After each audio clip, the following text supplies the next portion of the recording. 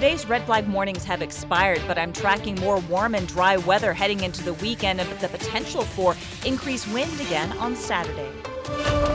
Those breezy conditions not helping fire crews today as new fires sparked across our region. A look at where those stand tonight. Growth is going to keep happening, whether people want it to or not. In our Boomtown coverage tonight, we're tracking big traffic changes in Kootenai County as more people move to the Gem State. A look at the potential plans.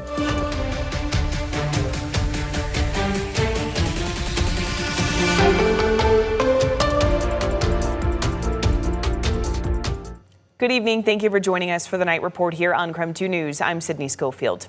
Drivers across Kootenai County could see major changes to how they get around in the coming years. State and regional transportation leaders are asking for the public's feedback as they narrow down options to address growing congestion across the Rathdrum Prairie. KREM 2's Connor McAvoy tells us more about what folks who attended had to say in our ongoing Boomtown series.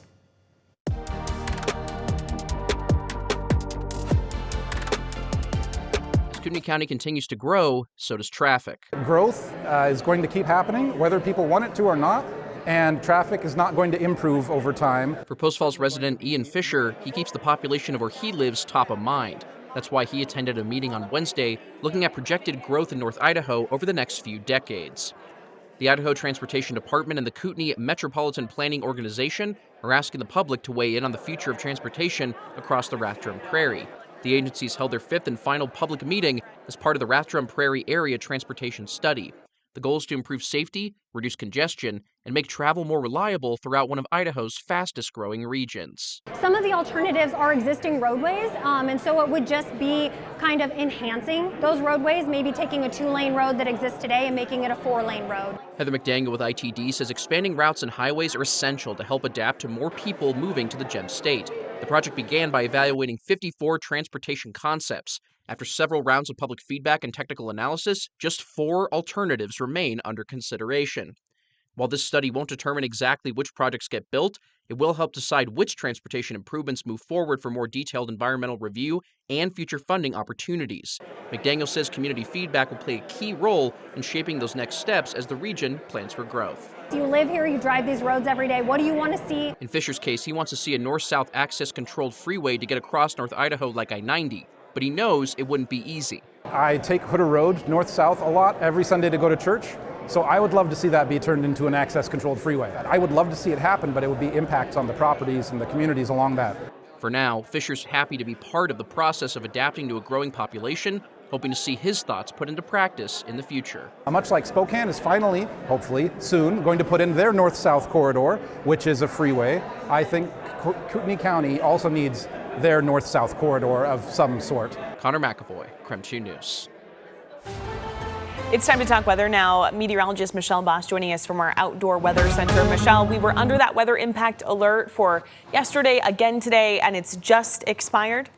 Yes, and usually these red flag warnings expire in the evening hours because as temperatures cool overnight, relative humidities come up, and then we don't meet that threshold of low relative humidity and breezy conditions, even though it still is a little bit breezy out there. We'll take a look at winds in just a moment. Temperatures right now in the low to mid 70s in Spokane and Coeur d'Alene, still 77, pretty warm out there in Moses Lake, 79 in Lewiston, up north in Colville, 70 degrees. As I mentioned, still have some pretty brisk sustained winds out there between 10 and 15 miles per hour. But again, because the temperature has fallen, the relative humidity has come up. Satellite and radar showing otherwise dry conditions across the inland northwest. May have a few clouds rolling through early tomorrow morning, but those will be out of the way for tomorrow afternoon. We are anticipating clear skies, or mostly clear skies for tonight. Few early morning clouds and the sun's right back out. Going to be another mostly sunny day tomorrow. High temperatures in the mid 80s, but it looks like we're going to start warming it back up in time for the weekend. 86 on Friday, and it looks like the somewhat breezier conditions are going to return Friday night.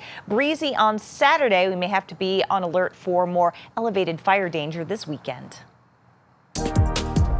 Michelle, thank you. Spokane police announced an arson arrest today, close to a month after a fire displaced 5 people, including a child and 2 cats. Officers arrested 35-year-old Romello Abram. He's facing potential 2 counts of first-degree arson. For the first time since the fire, the victim who lived in that home, Jordan Mayo, is speaking out. She says she shares a daughter with Abram and had a protection order against him when the early morning fire sparked. She says she woke up to smoke and only had time to get herself and her daughter out of a window before the flames started to surround them. I put her through, and it wasn't until she's like out the window majorly with her body where there's like flames on this side and a stranger on this side, like picking her up, where she kind of started to freak out. I'm just dumbfounded, really. Like, Riley's there. We're asleep inside. I don't know what got your mind to that point, thinking that it was justified or that was the answer to, I just don't know. Now, Abram was supposed to be in court today for his first appearance, but refused to come out of his cell. He is expected to face a judge tomorrow. Tracking wildfires now, a close call near Newman Lake this afternoon as the Cougar Fire forced people from their homes. Thankfully, crews were able to get a handle on it quickly with no injuries or lost structures reported. The size at about 2 acres. Though level 1 get ready evacuations do remain in place just as a precaution. So we want to show you here the map of those evacuations. People living in the areas shaded need to be prepared to leave just in case. The area is shaded in green. Earlier in the day, there were level 3 go now evacuations in place, but before being put out, the fire was about 2 acres. We worry about it every year. This is probably the 5th fire we've had out here in about 5 years that's close to my house. So between fireworks and people throwing cigarettes out or whatever it is, it's worrisome. Thankfully, no injuries or lost structures reported in that fire. Level 3 go now evacuations for the city of Vantage due to rapidly moving wildfire have been reduced to level 2. Be ready. That's according to the Kootenai County Sheriff's Office. I-90 eastbound and westbound have both been reopened, but we'll keep you updated as we learn more. It did close I-90 earlier today. Tonight, Washington state legislators are asking Governor Bob Ferguson to lower gas prices by pausing the gas tax. In a letter to the governor, they claim that the cap and trade carbon tax and the low carbon fuel standard program are adding about 60 cents to the cost of every gallon of gas. We do want to give you a look at gas prices today. Nationally, gas costs about an average of $3.80 per gallon. AAA reports that Washington state is sitting at $5. Down 12 cents from last week. Spokane at $4.48, Idaho at $4 a gallon, Coeur d'Alene sitting at $3.89. Stick with us. More to get to tonight on the Night Report. A new paid parking program in Sandpoint is sparking frustration tonight, why some residents say the change came too quickly and could hurt the community there. But first, a new ICE arrest goal is drawing attention nationwide. The Seattle neighborhood shaken by an immigration arrest. What witnesses say happened. We'll be right back.